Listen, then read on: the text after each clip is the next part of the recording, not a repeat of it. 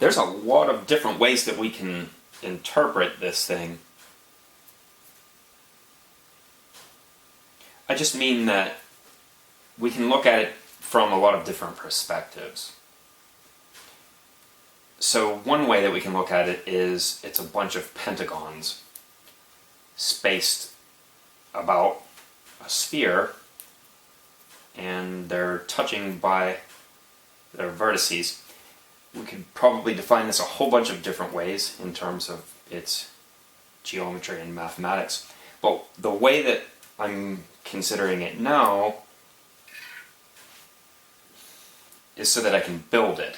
If I were to make this, I think that the way that I would look at it is just as a bunch of triangles. So if we look at the two glow-in-the-dark portions of it, there's this green bit here that makes kind of like a star with 5 points, and then the symmetrical version is this pink side. And that gives us 5 triangles each, of each color, which is 10 triangles, and then there's an additional, 10 triangles that comprise this blue portion that moves around its equator. So that's a total of 20 triangles, each of which consist of 3 sides. That one side is one of these expandable scissor strut things. That gives me a total of 180 of these little X's that I would have to make. Now, if you consider the way that it's made of 20 triangles, you might be able to draw a similarity to an icosahedron, but that's probably the subject of another video. This is complicated enough. So I'll show you a model of a wireframe icosahedron and leave you to consider it.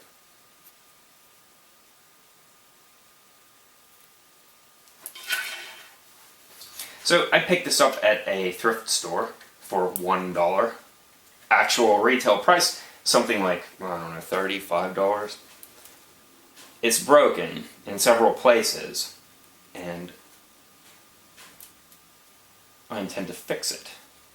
But its breaks tell me a lot about the stresses that are put on it as the apparatus moves. See? I can see when it's under tension or compression or whatever else. There's a couple different breaks in it, and I intend to repair them all before I'm ready to construct this. But I think I can make it out of wood. Of course, mine won't glow in the dark,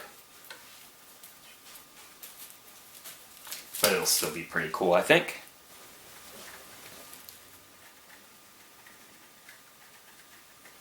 I often get accused of really complicating things, but I struggle with trying to simplify things. I really do. That's my goal. And sometimes in the process you end up complicating things as a consequence of the simplification process. But the way that I'm seeing it in order to build it is I'm not even seeing the pentagons. I'm only trying to look at these triangles. And then the pentagons become kind of spandrels. They're a consequence of our triangular arrangement. I'm not really concerned with whether or not that perspective or that approach to understanding this is correct, because that doesn't matter. The only thing that matters is how it's correct for me so that I can interpret it in a way that's straightforward enough so that my understanding can reproduce it. I hope that doesn't sound stupid to you. I hope that kind of gives you some insight into my problem-solving approaches. Speaking of problem-solving approaches, that's going to be difficult to fix. I may have to do a weld.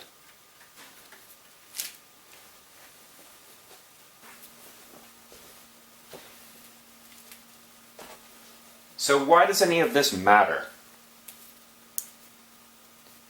Well, because it's the single piece of wisdom that I'm trying to impart to you. If there's anything that I have to offer, if there's any core theme to any of the videos to all of the videos that I've made, to all of the content that I've produced here for you to watch and consider. It's that I have a concept-based approach to understanding. I try not to focus on minutia, on little things like semantics or details that are of very little consequence to the overall overarching theme of something. So if we focus on the specifics of this, then we get bogged down quickly with just how much information it takes to pack it all that away and store it. So a concept-based approach to understanding something is a mnemonic trickery so that we can store large volumes of information in a very, very finite brain. So if you want to use large amounts of information like this, if we were to put all that into our brain, it's just, there's too much. There's too many variables. There's too much for us to consider. We can't store all of that. But what we can do is we can break it into much simpler constituent parts and just consider almost, I guess, a recursion of how these little parts interact with one another. And it makes it much easier to understand. So ultimately my goal is to become better, to be able to handle more and more difficult challenges. So in the case of this thing, it looks so ridiculously complex, but I might just be able to recall this out of memory and construct it from memory. Why? Well, because it's just a bunch of x's, and those x's are arranged into triangles, and the arrangement of those triangles is very simple. And it just moves around a sphere, which is something that I understand very well. So the goal here is to think about things in the big picture and not lose sight of that big picture. We want to see the forest through the trees. I hope you can find some use in all of that. Really, I do.